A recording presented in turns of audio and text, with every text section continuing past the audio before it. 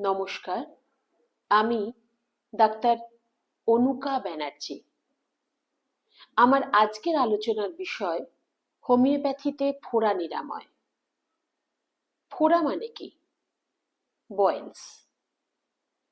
বয়েলস হলো কোনো hair follicle এবং তার চারপাশের টিস্যুগুলোর ইনফেকশন, যার ফলে ওই জায়গাটা ফুলে যায়, লালচে হয়, ব্যথা হয় এবং কিছুদিন বাদে পুঁজ হয়ে যায়। কারো কারো ক্ষেত্রে দেখা যায় একটার পর একটা ফোড়া বেরোতেই থাকছে, অথবা ফোড়াটা অনেক দিন ধরে ভালোই হচ্ছে না, শুকোচ্ছে না। সেক্ষেত্রে আমরা তাদের ব্লাড সুগার টেস্টের জন্য অ্যাডভাইস করে থাকি। কিন্তু এই ফোড়ার চিকিৎসা ক্ষেত্রে আমাদের হোমিওপ্যাথিতে অনেক মেডিসিন আছে, যেমন belladonna, hepar sulph, merc sol, silicea, calcarea sulph, arnica, sulphur etcetera. প্রথমে আমরা বেলেডোনার কথায় আসি।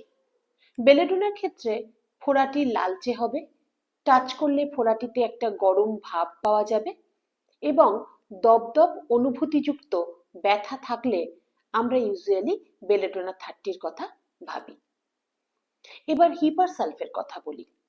যদি দেখি ফোড়াটি অত্যাধিক সেন্সিটিভ, মানে পেশেন্ট একদম টাচ করতে দিচ্ছে না, এত ব্যথা, ইভেন কাপড় টাচ করলে পর্যন্ত ব্যথায় কোকিয়ে উঠছে, তখন আমরা অবশ্যই হিপারসালফের কথা ভাববো।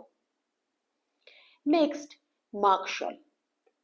যদি দেখি ফোড়াটি বেশ কয়েকদিন হলো হয়েছে, পাকছেও না আবার বসেও যাচ্ছে না, একই রকম হয়ে আছে, ব্যথা খুব একটা বেশি নেই, আবার একটু কালচে ধরনের হচ্ছে, তখন আমরা মার্কশল 6 পোটেন্সি ব্যবহার করতে পারি।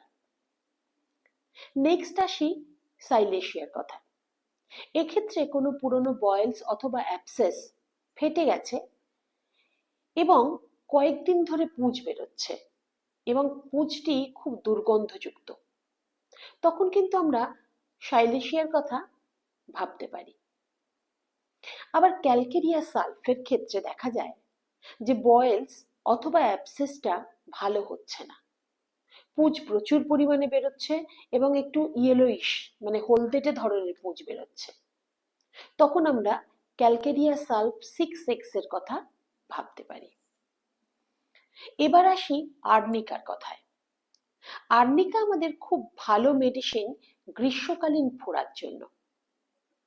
যদি দেখা যায় গরমকালে একটার পর একটা পেনফুল ফোড়া বেরোচ্ছে, আবার সিমেট্রিক্যালি হচ্ছে, মানে কোনো বডি পার্টসের রাইট সাইডে যে জায়গায় ফোড়া বেরিয়েছে দেখা যাবে পরে লেফট সাইডেও ঠিক সেম জায়গাতে ফোড়া বেরিয়েছে, তখন আমরা আর্নিকার কথা অবশ্যই ভাববো।